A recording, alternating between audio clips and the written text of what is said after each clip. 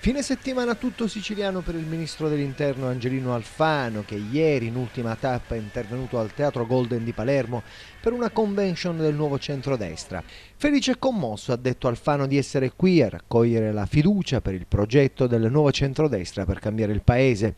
Noi siamo contro l'Europa dei burocrati che si occupa degli agrumi in modo che a noi non piace, che si occupa del diametro dei cocomeri e della modalità di produzione della cioccolata. Questa Europa a noi non piace e contro questa Europa noi faremo una battaglia perché vogliamo che torni un'Europa veramente popolare. Noi vogliamo in Europa che l'Europa riconosca che quel mare Mediterraneo lì non è la frontiera siciliana e neanche italiana, ma è la frontiera europea. Noi abbiamo fatto la scelta di sostenere il governo di Renzi nel momento in cui il PD aveva deciso di portare avanti il nome di Renzi come candidato Presidente del Consiglio, e abbiamo deciso di farlo ponendo alcune condizioni. La prima, che l'alleanza non si spostasse a sinistra, cioè che fosse la stessa di quando noi eravamo entrati con tutto il PDL unito al governo con Enrico Letta.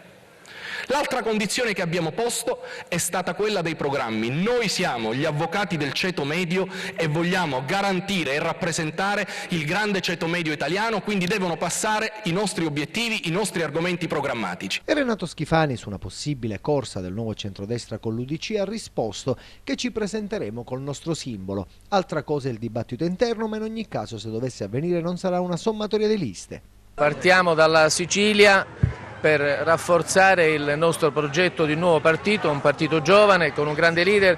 Rimaniamo dove eravamo, non siamo stati noi a lasciare il progetto di Berlusconi, siamo rimasti in un progetto di responsabilità, di solidarietà nei confronti del Paese. Se fosse caduto il governo oggi avremmo una legge elettorale incostituzionale e un Paese allo sbando. Siamo convinti che con il nostro partito riaggregheremo il centrodestra e lo porteremo a vincere le prossime elezioni. Noi ci presenteremo sicuramente con il nostro simbolo, altra cosa è il dibattito interno, ma in ogni caso non sarà sicuramente, ove dovesse avvenire, una sommatoria di liste. Noi guardiamo, il mio sogno è stato sempre quello di guardare all'unità dei moderati, ma più che all'unità dei moderati, all'unità dei riformisti e dei riformatori. Dobbiamo riformare questo Paese e chi ha questo coraggio venga con noi. Andando a fare delle visite agli ammalati in ospedale, chi servendo un familiare.